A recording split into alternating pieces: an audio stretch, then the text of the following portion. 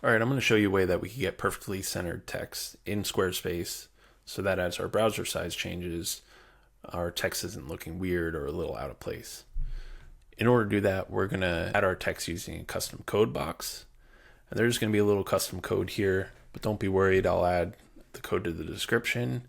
And there are only a few little pieces that you have to change to make it work on your website. So here I have an empty code box that I'm going to paste our code into. And I'm going to go over what we have built into this code just so that you have an idea of what's going on. So right now we have a div, which is the container everything's in. This is an H1. That's just going to represent your heading. So these are the styles that we have applied to the heading portion of this. And I'll explain what these little lines of code do. So margin left and margin right set to auto are centering this heading on the page. Text line center is actually centering the text.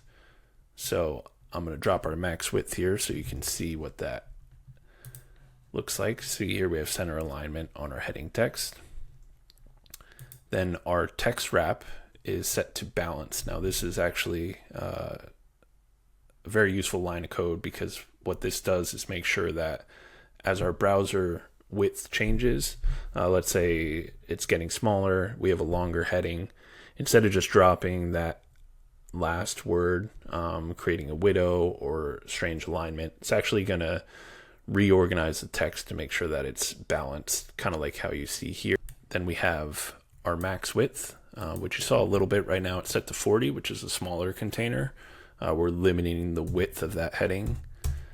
Let's say we bumped it up to 100. This is making that container larger. So our maximum width for our heading is 100 rem.